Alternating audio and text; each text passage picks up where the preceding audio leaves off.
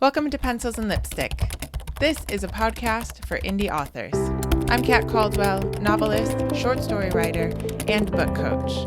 Here on Pencils and Lipstick, we're obsessed with all things story, and it is my goal to bring you the writing tips that you need to make your novel Back to Pencils and Lipstick. I'm Kat Caldwell, and this is episode 310, and it is May 9th as I record this. So May 9th means that May 8th was yesterday, which means that Next Love is out already. And I already have a copy in my hands, which is very cool.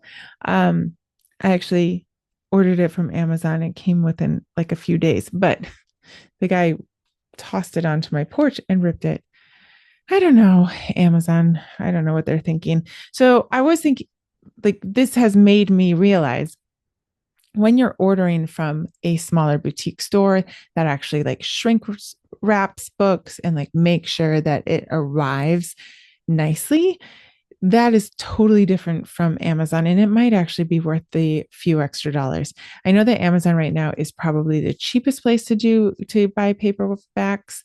Like Ingram Spark and Barnes and Noble is kind of forcing me to have it at, I believe, $18.99. If not $19.99, I can't really remember. And I think on Amazon, I'm able to have it at $15.99. But again, like the rip is crazy. I mean, if this, with Amazon, the good thing is that you can tell them and they will replace it, but who knows if the next person will toss it as well. Like it actually crumpled the back of it, but it's not actually ripped on the back, but not great, right? Like that's not fun.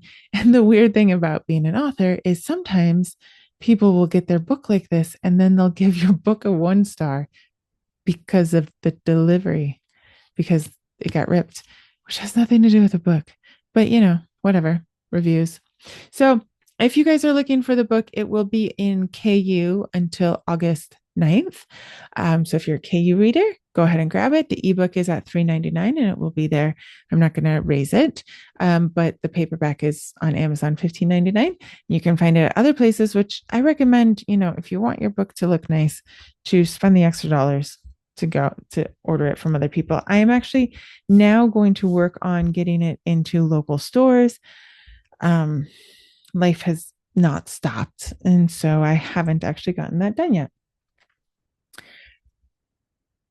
So today we have an interview, and next week we have the Craft and Connect episodes. But this week I have an interview with Henry Brown. He is a men's adventure fiction author, kind of like pulp fiction. We talk a lot about where to find male readers, as the episode title says. What's the difference between writing comics and writing books, and just sort of like that, those genres that are really for men, and finding your readers and finding where they're hanging out and how to sell. And he has a couple of cool ideas about what he's going to do, possibly bringing other authors like him together. So I suggest you guys continue to listen and check him out. Go click on his links, especially if you are a men's adventure or pulp fiction author. Like, go see, maybe you guys can do some collaboration. As we say, like in the conversation, most likely collaboration is where we're all going to have to start moving towards, just because it kind of takes the burden off of finding your readers all by yourself. I have to say, like, it is actually a little bit easier to find readers for contemporary romance, but like the ads for contemporary romance are extremely expensive. I consider doing a book club for contemporary romance, but it's double what it is for historical romance. So there are all these things that you have to consider, in what you're going to put your money into. So next week is Craft and Connect. We're going to continue our conversation on ideal reader. An ideal reader is something that we all have to constantly, even as Henry and I speak today in the interview, we have to constantly be looking for, right? We have to find out where they are, what they're doing, who they are, how to get our books in front of them, how best to advertise to them. If, I've said this several times, but if, like McDonald's and Coca-Cola and all that, they all have several different ways to reach each different niche target. And I don't love the idea that we have to do that, but it kind of do. Like, hate to be the bearer of bad news to you, but we kind of have to do that as well. And so next week we will be announcing the date and the sign up for the next Craft and Connect live. It is going to be in June. It's going to be on a Friday, June 12th, Friday, June 12th at 3 p.m. Eastern, but we'll announce it again next week. We'll have the sign up for that. And again, it's free. You guys can come and bring your questions for marketing and books and all of that. So definitely continue to listen. And we are going to have quite a few more interviews coming up. So you won't have to listen to just me. But again, if you guys love second chance contemporary romance, please go check it out. I'll have Next Love. I will have the links in the show notes below. I don't always say this part, which I should be better at this, but if you are listening or watching, please, click the likes and the subscribes and maybe give a review or a little comment. It helps the algorithm a lot. There are lots of podcasts out there, lots of people doing lots of things that is all amazing. So any sort of interaction really helps the algorithm on both the podcast apps and the YouTube app realize that people want to listen here. And it helps me, but it also helps my guests be found and find their readers. And so if you're ever looking, it's sort of like paying it forward in life, right? It doesn't take much to click a like and a subscribe and maybe leave a comment or two. And if you guys know someone who you would like to have for me to have on the show, let me know. You can always DM me on TikTok or Instagram. Be sure to follow me there because I am doing a Reels challenge and it's pretty funny. All the things that are working for grabbing your guys' attention, things that I didn't think would work, but I'm having fun doing it. And that's all that I really care about.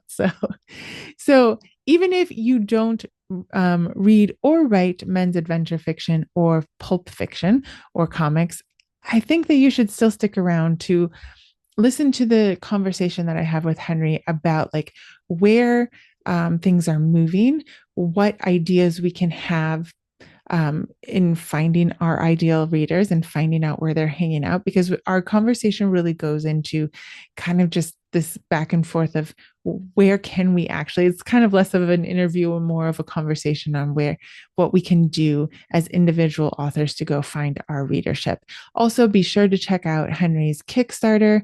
If you've never been on a Kickstarter, you're going to want to listen to how he's done it. It's really beautifully put together. If you or anyone you know loves comics, I want you to go check out his Kickstarter. You're probably really gonna like it. I'm not kidding when I say the graphics are amazing. They're beautiful. All right. So now that is, I've said all of that. Let's get into the interview with Henry Brown. All right. I am here with Henry Brown today. I'm excited to talk to you because one thing about you, you're actually a paratrooper. You jumped out of planes. I did. Oh my gosh. That's so crazy. How did you go from paratrooper to writer? Well, they're more related than you would guess. Both were an effort to find adventure. They're both scary. So, in their own ways, yes. Yeah. In real life, the military life it's a whole lot of boredom. Okay. Punctuated by a few moments of sheer terror. Oh, God. So that's a great way to sell it. I'm sure the Army will be calling you for writing some propaganda. So, when I was going through the suck, I often said, you know what? I could make something a lot more exciting than this is. Really? So, yeah. That's so funny because I listened to somebody from the CIA who had written a book and they were like, yeah, the books with agents are a lot more exciting than the actual like life of an agent. Like a lot of it's just sitting at a desk. And I was Yeah. like, don't say that. We don't want to know about that. Like, yeah, I mean, a book is condensing it down, isn't it? So how long were you in the military for? 12 years off and on. Oh my gosh. Yeah. Yeah. Jumping out of like, I think I can see the like, yeah, the attraction to, oh, that would be cool if I could say that I did that, but actually do it, like actually being told to jump out of the plane, I would probably back out and be like, Yeah. I was worried my first one.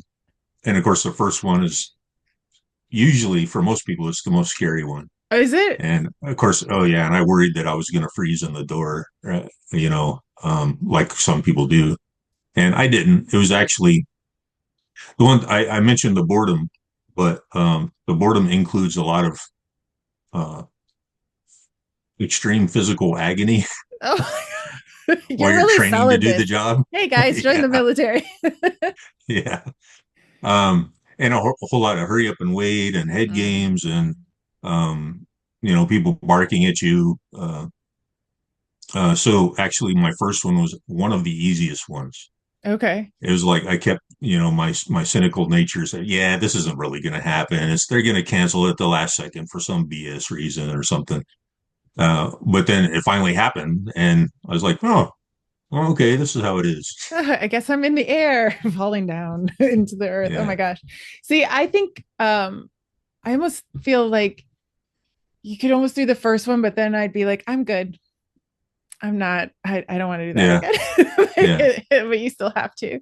Oh my gosh, no. So I mean, I guess Dave Chesson was Navy, right? There's a couple of you guys who were in the military and got bored and decided to start writing books. So did you start writing when you were still in it? Well, honestly, I started when I was a kid, Okay. and yeah, so I've always had a creative streak. Um, the and my love of reading started with comic books. So that's what got me jump started into reading. And of course, I graduated the prose later on. And then I was doing both. I was creating my own little comic books as a child, and Yeah.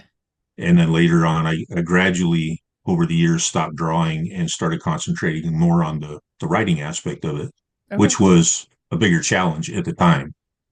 And so when I was in the army, I continued writing whenever I had a chance, and I thought, I'd get all this valuable experience I could put into, a war novel or something, and that's partially true.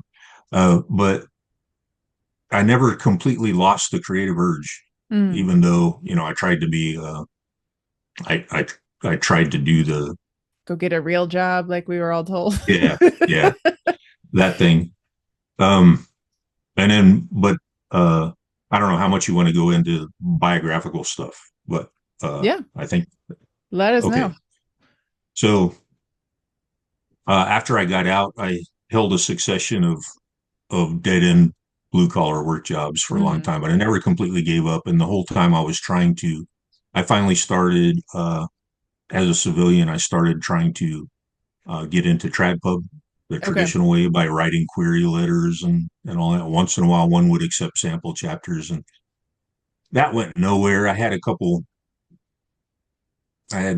two, I think, experiences where an editor wrote me back. Okay. But Yeah, aside from that, it was that's all pretty like, unusual. Yeah, that they write. It's usually a form letter. yeah, yeah. Well, and one of them, it was interesting because at the time, I was waiting on a call from a lawnmower mechanic. Uh, and the phone rang, and I didn't get that many calls at the time. And I assumed, okay, this is about the lawnmower. And I Yeah. picked it up. And it took me a couple minutes to realize that this guy was an editor. He Uh, actually called who you? he called me. Yeah, Wow. I've never he heard of called that. me. And it turned out to be what some authors call a rave rejection. Oh. So he's, love your work. It was great. Very well done. Blah, blah, blah. We can't publish it. But yeah. So the fact that he actually took the trouble to Yeah. call me Yeah. was, I guess, my 15 minutes of fame back then. Yeah, that's amazing. Well, do you think it's mostly, I mean, I feel like lit RPG and fantasy and comics and they're all being helped a little bit right now. I mean, my kids are in comics now. Like my 18-year-old girl is super into them now. Um, where maybe I wasn't in the field, but it just didn't feel like they had, like they're almost coming back into their heyday right now. So I don't know when that year was, but maybe they were. The traditional publishers are always looking for the dollar sign, right? Like it doesn't necessarily mean that your work isn't good. It's just like they aren't sure, it's not the trend, and so they're not gonna like take Well, the and unknown chance. to me, it was a dying industry already then. They Really? were they were downsizing. Was Yeah. it like the early 2000s? Hmm. Yeah. Which is Yeah. so funny, isn't it? And then it comes back and it's like nobody stopped loving this, like because when we were when I was a kid, my parents claimed that comic books were not real reading. Like that was it. Yeah. Even though it's like it's a story, you actually have to use more of your imagination to fill in the blanks, Yeah. right? Um, but I think now like you can find more graphic novels, and a lot of kids books are actually Yeah. making graphic novels, right? Yeah. Well, manga, of course, is really big right now, And is which, that Japanese? I don't know too much about yeah, that. that's Japanese. You read it from right to left. Well, Okay. you don't read the words from right to left, but you read the pages right to left. Okay. And yeah, it's Japanese. And the big two, which is Marvel and DC, they're in bad shape, and they've been bad and getting worse for quite a while. Really? Yeah, some people will still try to defend them, but it's mostly garbage. What you're seeing probably is an explosion in indie comics, Yeah. independent comics. Yeah. So in all different kinds of genres. But manga is really big right now. It's got that funnel system for into bookstores and places where people actually go to buy retail, buy stuff to read. And indies don't have that yet. Indies have Yeah. turned to Kickstarter and Indiegogo and Fund My Comic and venues like that, which turn out to be in some cases a good way to get past the gatekeepers Yeah. and get their product right before the readers. Of I find course, that odd that the trad industry is not picking up on that. they have started. I Okay. think so. So maybe as recently as this year, the big two like funded some stuff on Interesting. Kickstarter. I think.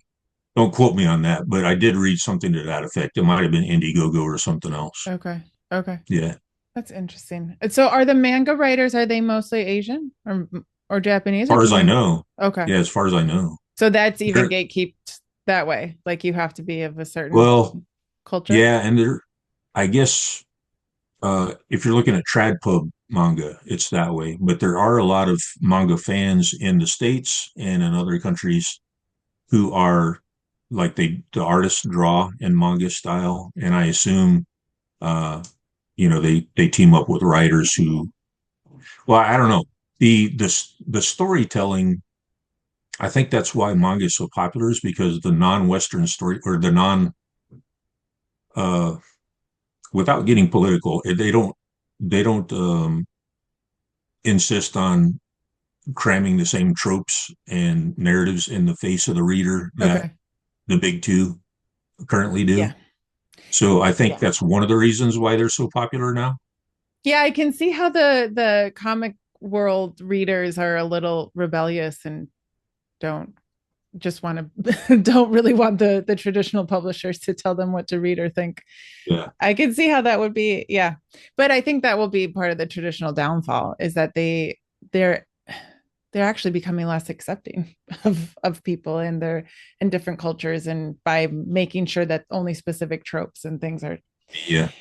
very strange. But I think you're right. I think I have seen a lot of people do comics in the indie space and do very well. Especially like that world is pretty small. Like everyone knows each other, and so that they're like those readers are looking for more, right? Like if you feed the machine of the reader, they're like looking for more. So that is nice if you're writing it. It's like anything else where finding the readers is the real trick.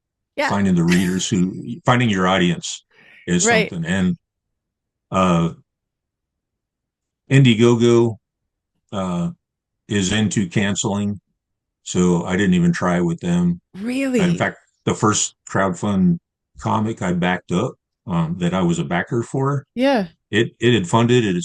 It met its goal, um, and then they canceled it for political reasons, and I got refunded. Now Kickstarter's got its own kind of gatekeeping. They have the ability to choose winners and losers, much like Amazon. Yeah. Yeah. And in my opinion, they do that frequently. Um, Fund My Comic is a free speech platform, and as far as I can tell, they live up to that reputation, but they don't have much of a organic audience there. Okay. So no active gatekeeping as far as I can tell, but it's still difficult. You have to, You have to so bring your audience.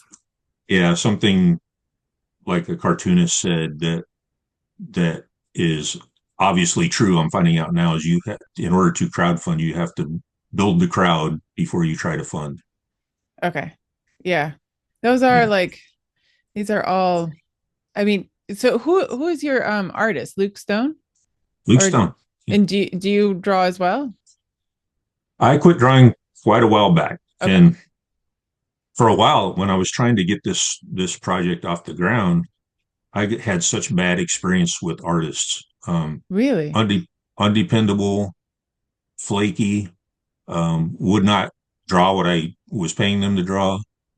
Um, That's and interesting. so for a time, I thought, man, to get this done, it looks like I'm going to have to learn how to draw again myself. Oh my gosh.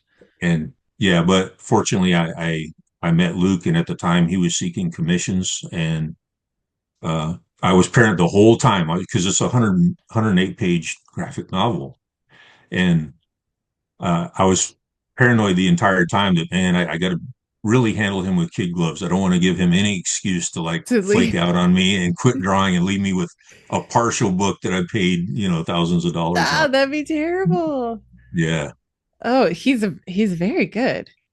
Like I Yeah. He's great with facial expressions and body language. He's yeah. really great at that. Are you looking at I'm my looking at your panels now? Kickstarter, yeah, of the Okay, panels. cool. So what's interesting is you'd think that you'd almost think with all of the like talk about like anti-AI stuff, you'd think that people would be very much into supporting artists who are doing graphic novels. Like that is an art form. I mean, the detail that he's having to do here, and like it's just people are funny, right? We're so finicky. We'll talk a big talk and Yes. we will Yes. walk a very big walk. Um, Yeah. but we were talking before this that you graphic novels were not the first thing that you got into when you started writing. So you were trying to sell your Right. trad books or like books to the trad world. What genre were those? Well, of course, a few different genres because I like several genres and Mm-hmm. I get in the mood to write in different ones all the time. So I tried, um, I wrote a mystery. I had some science fiction. And of course, military or paramilitary adventure. Those were the Okay. kind of things that I'd create about. And, but it was and of course, I'd been programmed, been conditioned to believe that Trad Pub is the only way to go. If you're going to be Yeah. a serious author, that's the only Yeah. game in town. You can't do anything else. And if, in fact, someone, in the aughts, they knew I was a writer. They asked me, "Hey, have you looked into self-publishing?" I was like, "Oh, no, no, absolutely not. It's like, it's vanity press, all this stuff that we'd been brainwashed to believe." Right. Um, and it wasn't until 2009 when I had a talk with myself. I was like, the definition, the alternate definition of insanity is doing the same thing over and over again, expecting a different result. Right. And yeah, I'd been spinning my wheels for years. Right. And I said, you know what? Uh, Vanity press, stigma or not, whether, you know, I'd rather be published anyway, even if I do get that stigma. I want to get my work out there. Right. So, and unbeknownst to me, the publish on demand revolution and ebooks, which I didn't learn about until like after, um, after it had been like the Wild West, a good opportunity for many authors. Anyway, so I did self-publish in 2010, my first novel, Okay. and started picking up some fans. Um, nothing to brag about, but it was I was surprised how quickly some people read my work and liked it. And I so, I think those were the golden years. I kind of kick myself for not having yeah, the guts to do it back then because I was deep in babies. And I well, was just like, oh, and I was still a little brainwashed, like, oh God, I'm just trying to sell it, and I yeah, can't do it all by myself. But the truth is, like, people were desperate for books. They just really, the Kindle came out. I was like, it never yeah, occurred to me to be like, maybe my reader is the same as me and is looking for yeah, books to read. yeah. But what book was that? Was that part of the That Paradox was series or? No, that was part of the Retreads trilogy. This was my first one. Of course, it had a different cover then, which was That's a not as nice good. cover though. Okay. Yeah. Yeah, the cover I originally had was one that I thought was cool, but few other people do. Yeah, I know. We've all been through So, that part. yeah, So right. Because I've been, what do they call it? Mirror marketing, making something that would appeal to you as yeah, opposed to appeal to the actual audience. yeah, Yeah. yeah. So that And with was my, that was like military action adventure. yeah, Hmm. paramilitary technically, but with the genre limitations, it's listed as military thriller. Okay. Okay. And like in some places, it ranks in war novel, or at least it did for a while. That's interesting. Yeah, you can't. Amazon's rankings are kind of funky. And Um, then some of my fans, uh, I wrote that as a one-off. I never intended to, use those characters again. It was just like, yeah, I want to get this kind of story under my belt.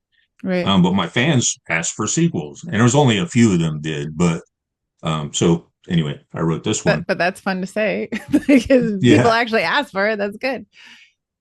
and this one, some of them said, hey, it's even better than the first one, and I started picking up more and more readers Yeah. um, because it was. You said you didn't get into it in time, and I certainly understand that. I actually got into it when I could have had a lot more success, but like with you, life kept happening, Yeah. Life happens, and man. And there and wasn't anything to guide you at that point. Like it was just and that's like the the other thing. literally the Wild West. I was totally ignorant about. Some people are natural marketers, and Hmm. I am definitely not, and I don't even like it. And every opportunity I had where I, let's say, narrow it down to two decisions, one would have caused me to prosper and one would have caused me to fail. I always chose the one that caused me to fail every time.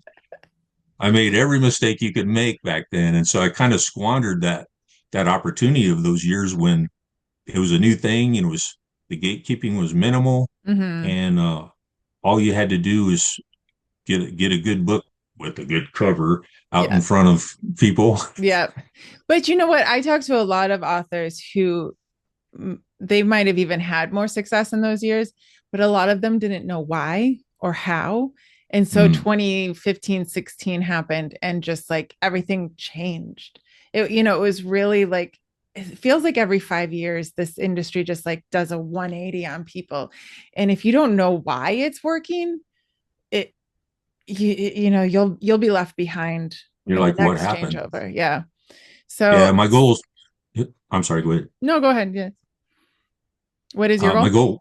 My goal was always to get to a point where I could do this for a living. Mm-hmm. Where I could quit my dead end blue collar jobs Yeah. and just write and make money off that. And I was steadily building to it up until about 2019, and then my sales just fell off a cliff. And Yeah. not that, and I met resistance along the way, even getting to that point, because all of my novels have been bestsellers. Three of them, these military thrillers, have been Amazon category bestsellers in multiple categories. But I Yeah. noticed after that sales spike was done, like with other people, it seems like you've broken the visibility code, right? And then like Mm. people see that it's there and it ranks on the list, so people can find it easily. And the reviews start coming in. They get like 1,000 reviews or something. And with mine, it didn't. Like as soon as my sales spec was done, it fell off a cliff and it was buried and no one could find it again. Yeah. Sometimes I would search for my own name in a specific title, and that was the only way to find it. And even Yeah, then, that's it didn't frustrating. rank first on the list, you Yeah. know? Yeah. So I was going somewhere before I got off on that tangent. Uh, On 2019. So you were like, oh, 2019. Yeah. And I think that might have been when Kindle Unlimited hit or something. I'm not sure. I'm trying to figure out in they had a retrospect what rehaul and happened. they had a rehaul of Kindle and because they came out with the Paperwhite at that point. 2019 was a funky year. And then COVID hit, which Yeah. was really funky, like for in Yeah. more ways than one. And But you would think people would be buying more books than ever during the lockdowns, right? I think they watch TV, honestly. Yeah. Yeah. Yeah. I think that's pretty much what they did. Honestly, if they what people should have done is bought comics for their kids to keep reading so that our reading Right. scores wouldn't plummet in America. Um, Right. and honestly, since COVID, everything's gotten harder. Really, like visibility is Mm. very difficult now.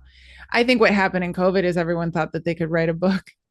So, And then did.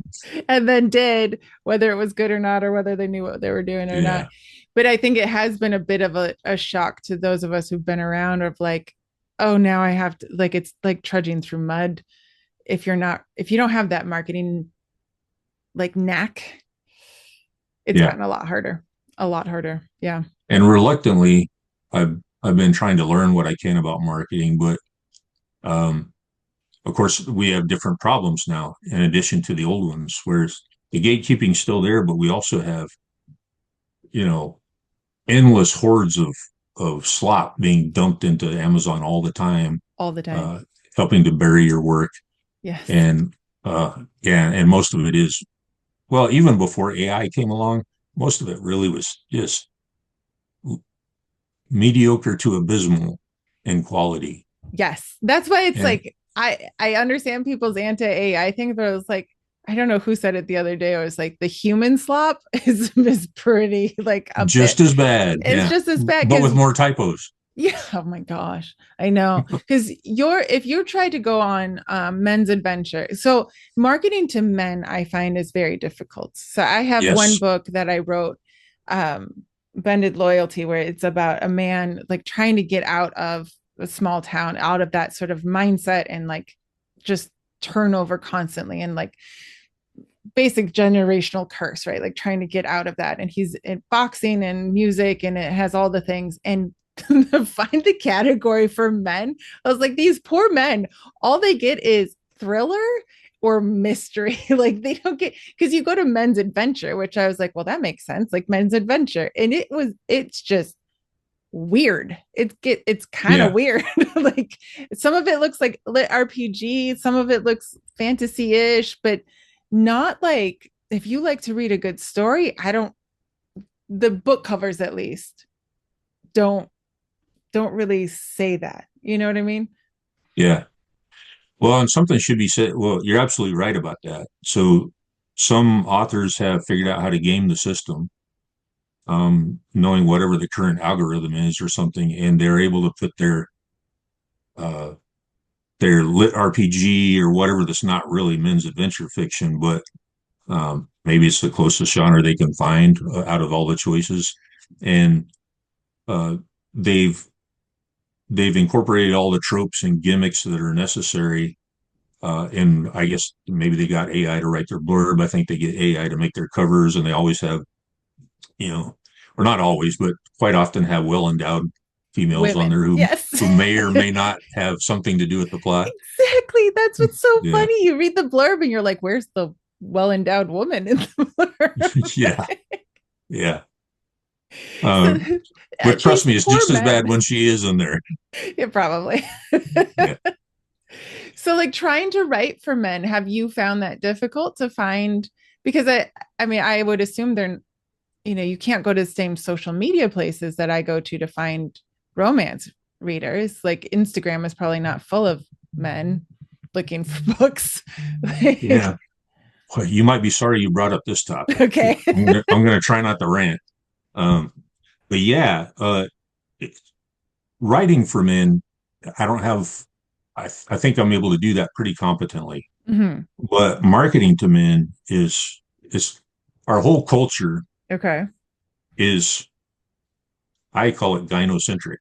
It's all geared toward pleasing female consumers, and especially in the book market. Yeah, And I can people see have that. talked about the reasons for that. So if I really, if money was my, if money was my primary motive, of course I wouldn't be a writer anyway. But Let's put that out there right away. if if it was succeed at the highest level above all other considerations, I would probably write romantasy or some kind of romantic subgenre or something geared toward women. Like under a pen Or name, yep. yeah, or at least I would write a bunch of girl boss, warrior women, Yeah. um, because that's what the She don't boomers need a want to man. read. Yeah. Yeah. Um, but I don't do that. In fact, I refuse to do that. And so I'm in this perhaps self-built, visibility prison. Yeah. Yeah. But yeah. Um, and men's adventure, it's hard to find the old school stuff, or as you mentioned earlier, a better word for it might be pulp. Okay. It's Yeah. hard to find something with the spirit and the magic and the energy of that old pulp. There's a lot of writers talking about it now, and a lot of writers trying to put it out. But again, I haven't. And believe me, when I look for something to read, I don't look for something to complain about. I Right. want something that's going to satisfy me, Right. and it's really hard to find. That's The interesting. authors who can do that are pretty rare.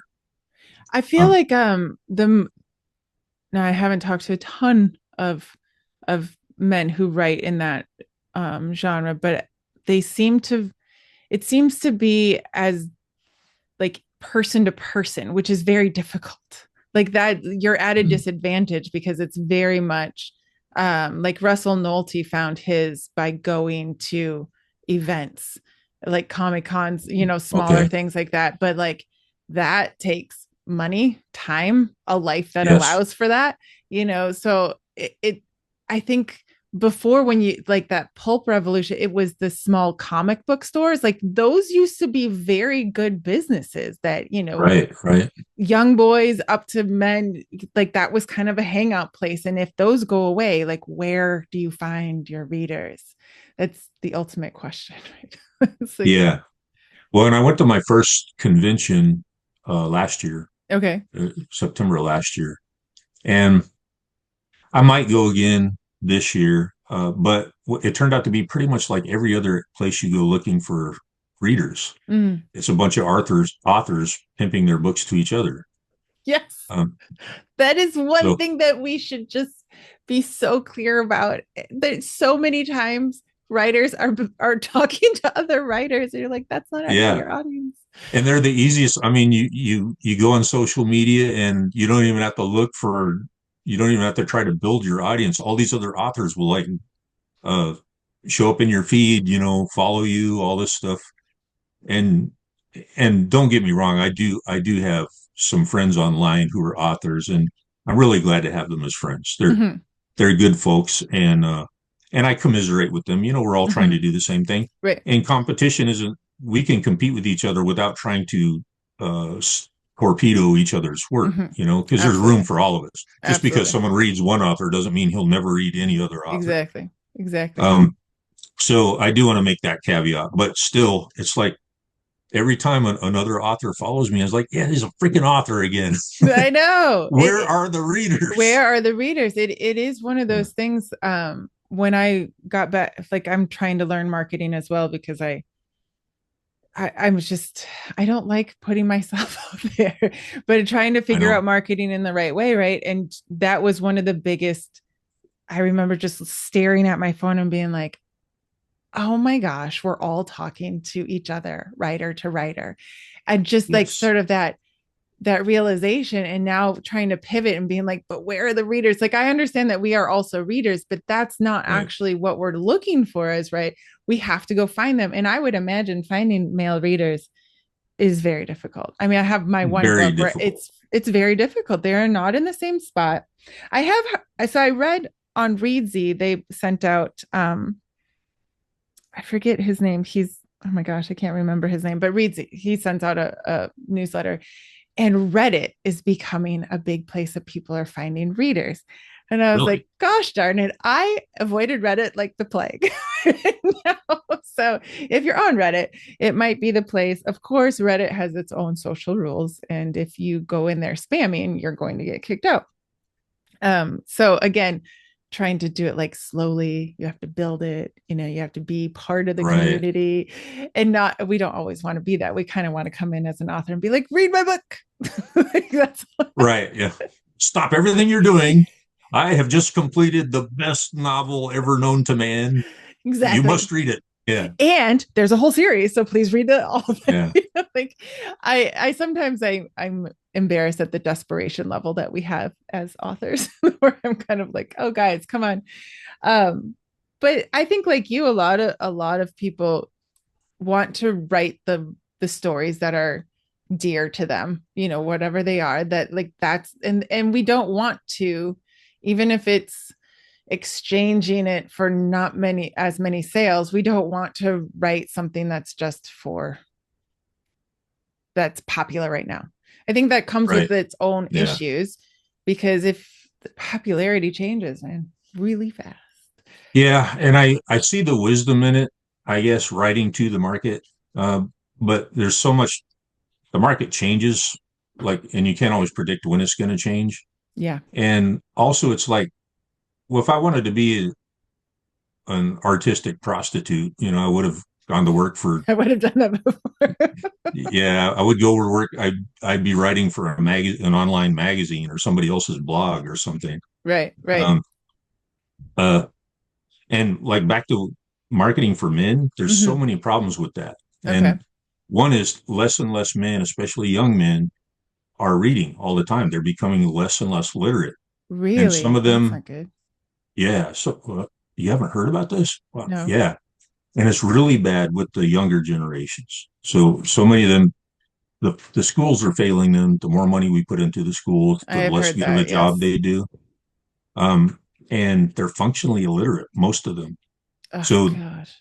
the new audiences, once your existing audience ages out, the pool to sell your books to is going to be even smaller, at least for the men. Um, there's competition from video games, and obviously, Yes. TV's been competition for reading since I'm sure there were high school teachers in the 50s complaining about television. Now is like kids weren't reading as much because of it. Well, it's worse now. And Yeah. I think video games more than anything. Scrolling, video games, the amount of wasted time that we have. I also think, like, weirdly enough, I mean, I really think it's good to read literature. But when you've had COVID and we're 2 years worse off than we were before COVID, which is already not great, if you compare it to the other Western worlds, you might as well get books in there that kids will actually read. right. Well, and that's so I can speak to this angle too, and that is like as a reader myself, someone who like to read, I don't know what you got, well, men's adventure fiction, pulpy stuff, stuff that appeals to red-blooded heterosexual men. Yeah. Um, I found like in the early 90s, I used to love going to the bookstore, and I do like 80% window shopping, and I might pick up, a couple that I could afford. Well, in the early 90s, my trips to the bookstore became less and less fun. Mm, There's like gradually, well, not gradually, but all within the space of a couple of years, stuff that was written to readers like me just disappeared. yeah. That's And a problem. I imagine that's why a lot of male readers have migrated to video games or whatever other ways to spend their leisure time. Yeah. And they won't give books a chance anymore because every time they go there, there's it's all geared and targeted toward a female market. Yeah. And Yeah. I can see some that. men will read that, but a lot of us, and I got so desperate. One of my jobs, I was on the road all the time, so I go to the library and get audiobooks. And I was desperate enough. Sometimes I'd listen to romances, Mm-hmm. and there were some good ones, but it didn't take long for me to get tired of that genre. Yeah. Uh, I mean, yeah, because it's really not written towards something that you would like. But that is true, especially, well, now there's no real excuse for it, except I think men went to video games for story because we like story anyway. We need Yeah. story. But if a video game can feed you the story, like my brothers used to love the choose your own adventure books in the 80s. Remember Yeah. those? Like those were so fun. But Yeah. fantasy used to be written, like I don't know if they specifically wrote it for men, like Lord of the Rings, but I know that my brothers Mhm. loved those, and I was like, as a child. Well, see, But back then it wasn't, gender politics wasn't no, in I don't everybody's think so. face like it is now. So You were just they supposed to wrote read and be educated.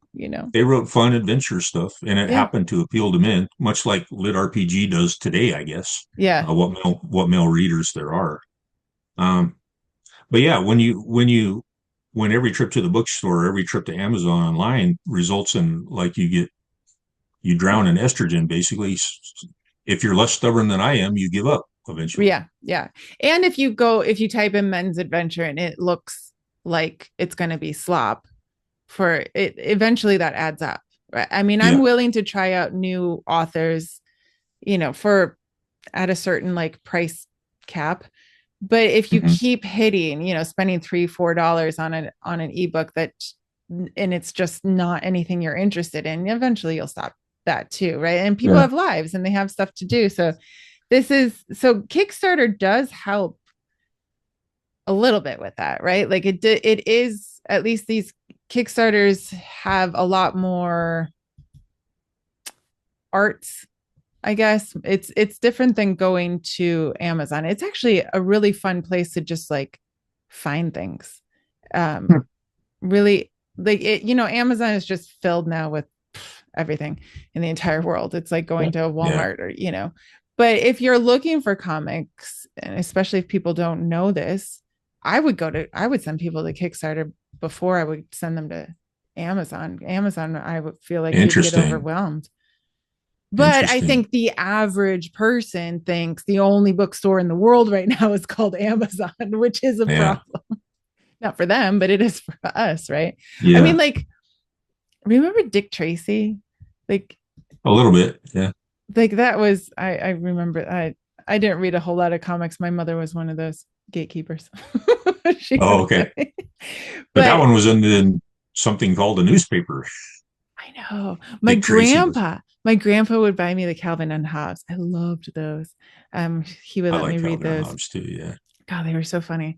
Um, and you'd almost be sad when you would, the newspaper comics would be like that whole page, and I would read all of them, and they'd be like, "Oh no, I have to wait till tomorrow." And then nothing Um, until next week. Yeah. I know. So it is interesting. I think that Kickstarter is trying, but I think again, like it just needs to keep trying, right? Like it has to keep competing. Um, but you got to get these companies to actually keep going. Like I feel like Barnes and Noble gave up. I think they're like making another run for it, but we need more Yeah. places for people to find books, not just Right. Amazon. But Which is, go ahead. oh, well, I've been hearing for the last several years that authors need to build their own platform because you can't put all your eggs in the Amazon basket. And I didn't. I diversified, Yeah. with you can find my ebooks pretty much anywhere, and Mm-hmm. paperbacks. What I found out with paperbacks is like even if you go through some other company to publish your paperbacks, they use Amazon's Create Space or KDP now. Yeah. Um, but oh crap, I really keep confusing myself going off on these tangents. Uh, So I think you were going to talk about your own store. oh yeah, yeah. So, and that's something even before I started hearing people talk about it, I thought it would be really cool to have my own store, Yeah. uh, my own online store at least, where you could at least sell ebooks for digital download. And um, I kept hearing people talk about build your own platforms. And so it's something I've been meaning to do for years, and I've finally done it. And now I Yeah. have it, and I'm selling my books and a couple other authors, and hopefully I'll be adding another one on soon. Um, and the problem now is like I've traded the Amazon gatekeeping for Google gatekeeping, which is in some ways even worse. I Uh, know. but really, I don't have any choice. I have to do this Yeah. because Amazon is becoming less and less viable every day for an indie author who, writes their own work instead of having AI, you know, squirted out. Yeah. Um, They and don't I see have it they don't only, have they don't have a problem publishing the AI stuff. So yeah. Well, not in the literary slop from human authors that we talked about also. And that combined with the gatekeeping, and I don't think a lot of people are talking about how we have to go to a neo patronage model now. what is And that? really, so that's like using sites like Patreon or something where Oh no. people people give you money for extra content, I guess. And they're not necessarily buying your books, but they're just giving you money and keep, kind of like in the Renaissance period where an artist uh would was patronized by Okay. some wealthy aristocratic woman or something. And that's how they were able to make a living at their art, or they were able to do that without holding down a regular job. And so I think that's where Patreon got its name, actually, is from Okay. patronage. And some of the gurus out there now are saying that that's the model of the future, that you have to do that. And I really freaking hate hearing that, but they might be right. Okay. Um, But because that when doesn't solve the finding the readers problem. I mean, nobody it goes to doesn't, Patreon just to see who they can support that day. So while they have these I mean, that's kind of Substack had its like burst on the scene last year too, It was like I was telling my fellow fiction writers, like, why are we getting on Substack all of a sudden?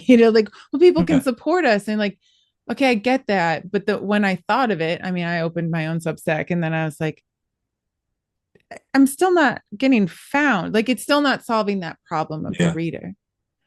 But I Well, think I and think you working with other writers is more like beneficial. well, hopefully, and like my idea, I have a couple different ideas, and I don't know if I should mix them together or not. And one is, well, if I stick only to my books on my brand, it's going to be a limited selection, so people are not going to come there because there's not a Mm, big enough variety, or they read all my books and now what? Well, right, then right, right, they go somewhere else and they forget that my site exists. right. Uh, so I do want to bring some people on, but if they're going to wear my brand, the Virtual Pulp brand, then I'm going to do some gatekeeping of my own. Yeah, You it's know, got to be in it's not going to not be many any LGBT romances. stuff. Yeah, Yeah, not too many romances. Uh, you know, there's I want the kind of stuff I want my brand to be associated with the kind of stuff that I would enjoy reading myself, right. and that I would not be ashamed of. Yeah, So yeah. That's where it comes. Like there's not necessarily anything. I mean, wrong per se with gatekeeping. Like a brand is a brand. You know what I mean? Like so, Virtual yeah, Pulp has to. I have to know what I'm getting when I go to Virtual Pulp. exactly. Right. So you're kind of becoming like that corner comic book store on the internet more than like and your grandmother wouldn't have gone there to buy her romances. Like it's just that And I can live with that. yeah, that's how it Yeah, should be, right? I mean, I think yeah, weirdly enough, the world tried to become like everywhere tried to become everything to everyone, and that's just how yeah, humans work. I mean, that is what yeah. Amazon is. It's everything to everybody right now, right? It's But the now everything store. Yeah. now we just get lost in it. So I think you're right that the authors are going to have to find these different places. So is this your first Kickstarter that you've done? My very first one. Yeah. Okay. If I had known, well, again, my ignorance got in my own way. Because a friend of mine suggested, well, over a decade ago, I think, yeah, over a decade ago, that hey, you should look into this crowdfunding thing for your next book. And in my mind, I'd heard of GoFundMe, and so crowdfund to me was charity, and I Yeah, didn't want yeah, yeah. people's charity. I Yeah. didn't I didn't want people just giving me money just because. I wanted them to give me money because they wanted to read my book. To read the book. Yeah.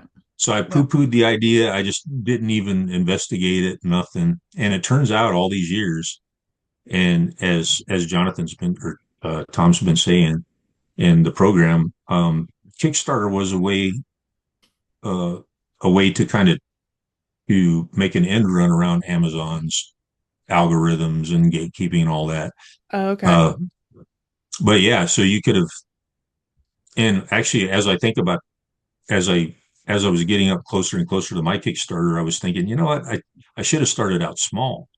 I should have started out like funding like a hardback edition or something of one of my existing books, or and then gradually build up my audience there until, but or I should have made little floppies, like 28 to 48 page comics, and started small so I didn't have to ask for such a big amount right out of the gate.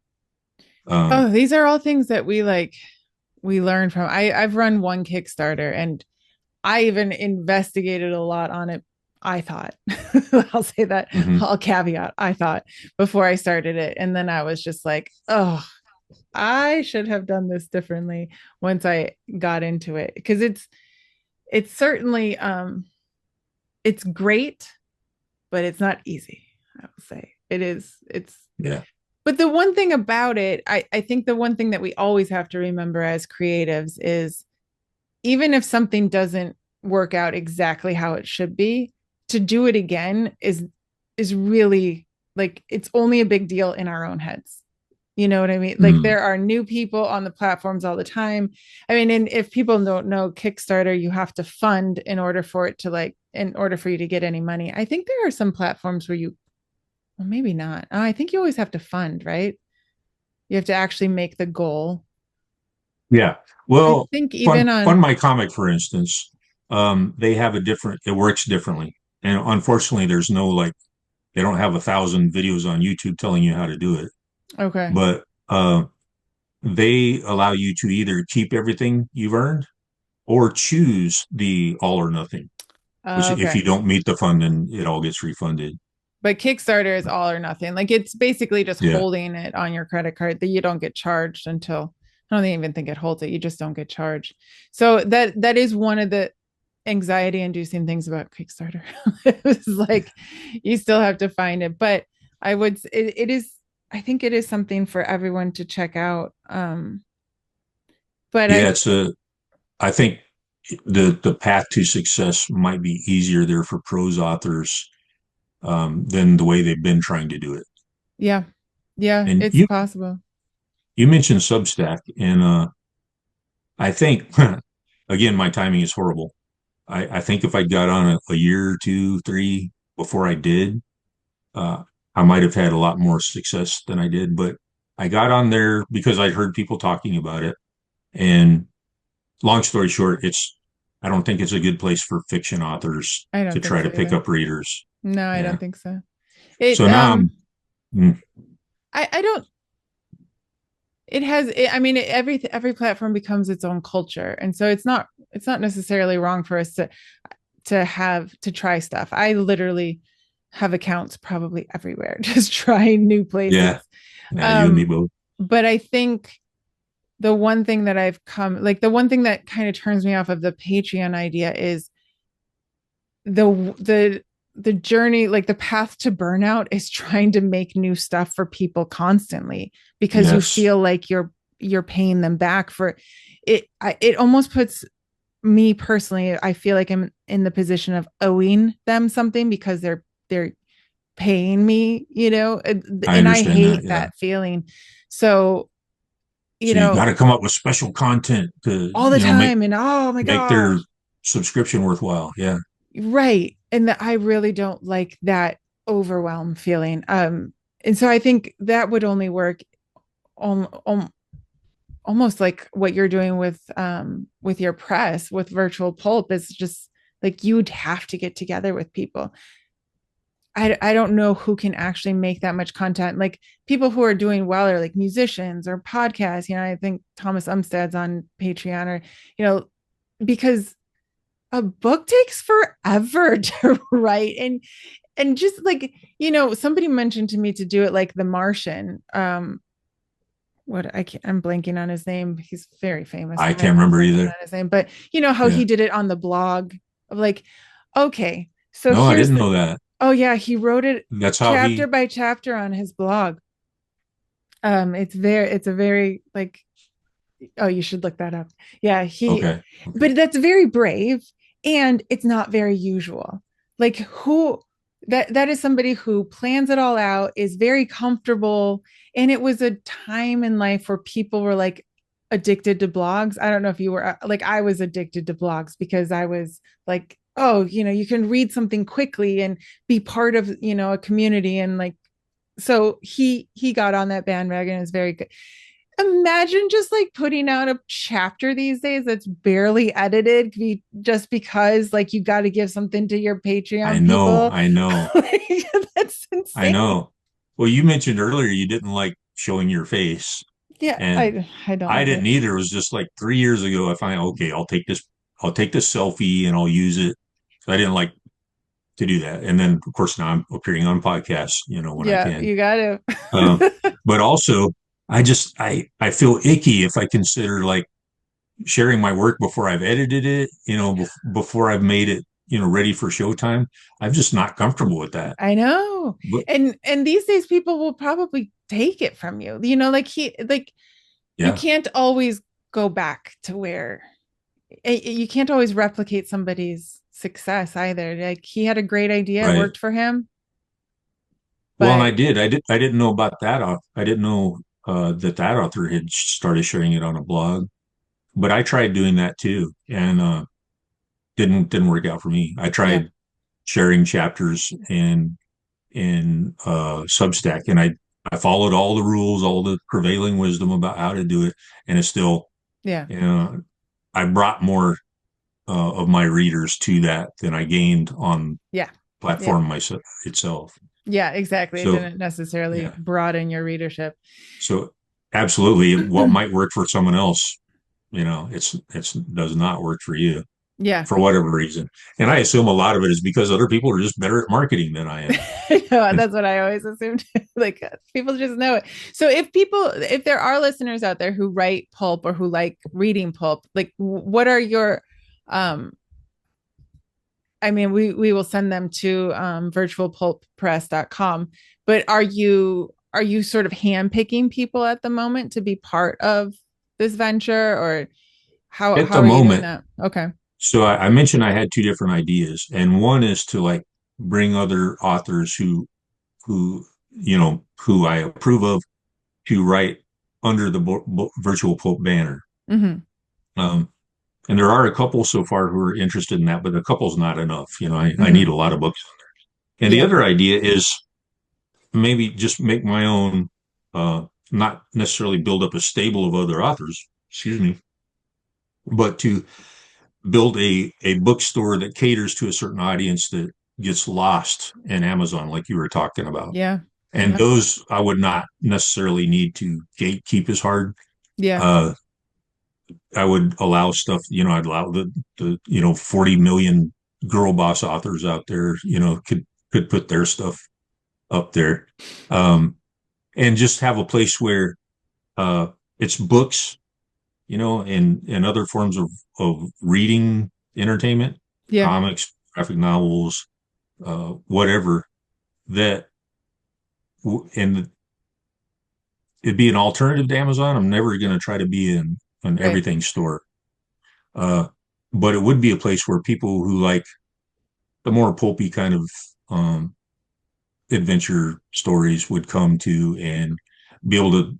And of course, the more authors I had there, the more new books would pop up regularly. So customers would have a reason to come back. And if authors brought their own fans to the site, then those fans would discover other people's books. And so Yeah. then and of course, the more fans there are, the more people visiting, the more visibility the site would have. Right. And the more readers would hear about it, word of mouth or something, and come and check it out themselves. So um, getting that off the ground, getting it out of the groundswell would be the hard part. But Yeah. um, so But that's it another sounds like a idea I've been great playing idea. with. Yeah, yeah. Yeah. I think that might be more than Patreon. Like I always find it easier to promote when somebody else is with me. Or I'm like I'm not just talking Oh, about my okay. books. There's something about like, oh, get all of our books. Like I think there's a lot of authors out there that there's just we're not great at marketing and talking ourselves up. That's something that every sort of marketing class that I've been part of, that part of the exercise is like, tell us about your book in 1 minute or less, because most Yeah. authors are like, no, I will talk about other Yeah. people's books. So if people are kind of listening to you and they're like, oh, I don't, I kind of write that kind of stuff, is there a place that they can contact you and maybe Yes. see? So Okay. I not only have virtualpulppress.com, which is where the online bookstore is, but I have a blog at at virtualpulp.net, Mm-hmm. and there's a contact form there, or they can just look for me on Substack. Uh, I've been putting myself out there, so my handle on Substack, on Twitter, on Gab, on uh, most places is Machine Trooper. Okay. Yeah, and that's the thing too, is like men are on different social media than women. It's like Yeah, more Twitter things and more, yeah. So that's, I heard. go ahead. Sorry, go ahead and finish your thought. Sorry. No, it's just interesting to see the difference there. I had heard someone said that they built an audience base, an author built an audience base using Pinterest. And so that's one of the things I tried. I got on Pinterest, but I am just not motivated to keep on top of that. I think that's a I, female oriented place too. yeah, I'm getting that idea too. Like Yeah. trying Yeah. to find all the places. Oh my gosh. Um, Years ago, I tried Goodreads because I thought, what a more perfect place to go, because readers are already there. And it's clunky Yes. and not intuitive at all. No. And I just did not, aside from joining groups where once again, a bunch of authors went there and tried to market their books to each other. I just couldn't crack the code there. I didn't know how to make it work for me.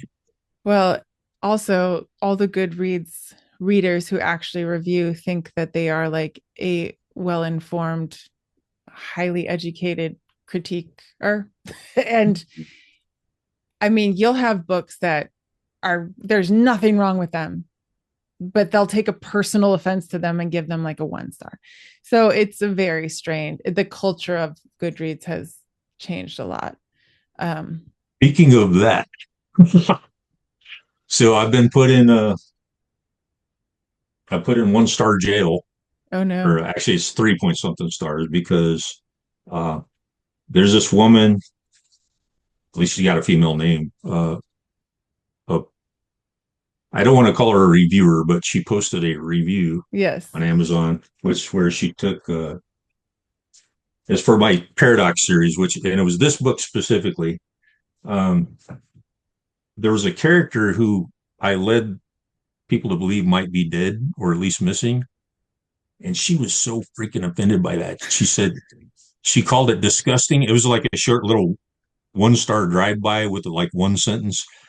Uh, and anyway, I pissed her off. She said, she explained why she thought it was disgusting because she assumed that I killed that character off.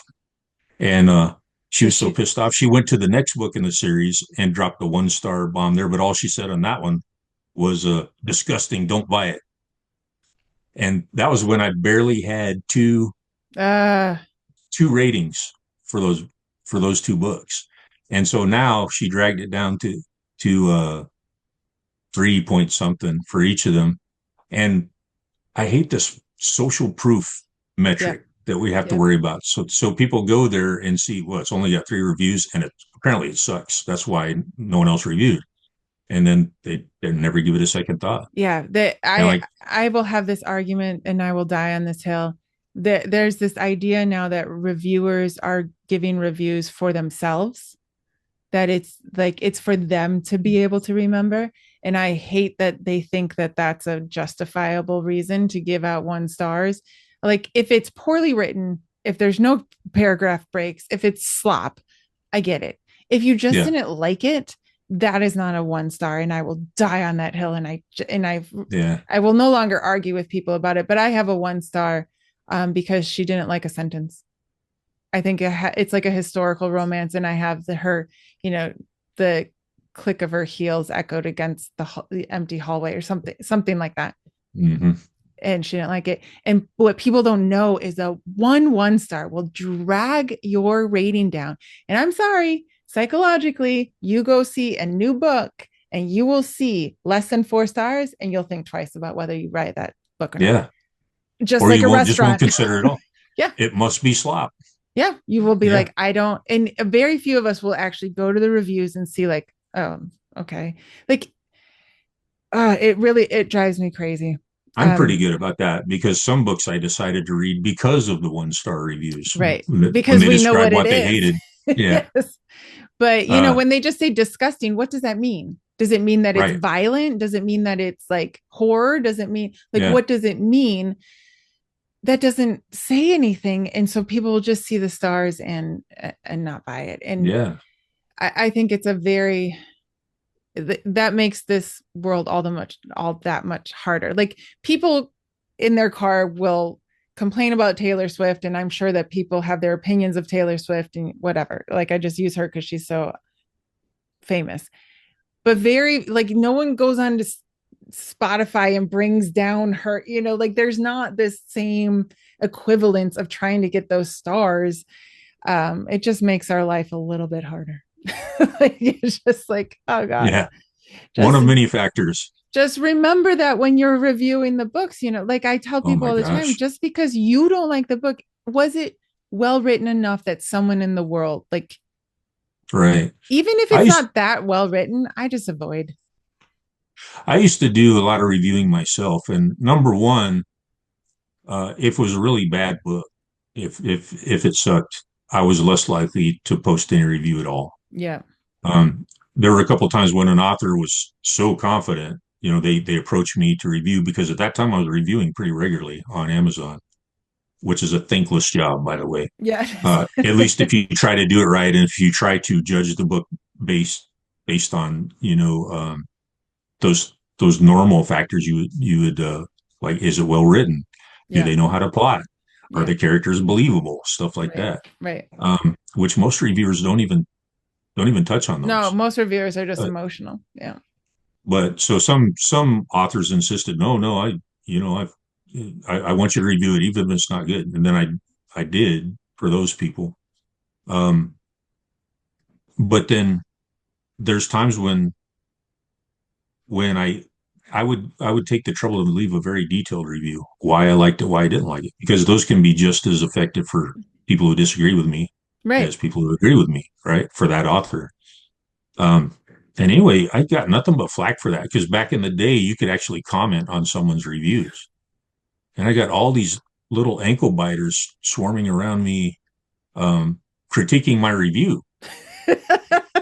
And then one time somebody complained to Amazon and said my review was abusive.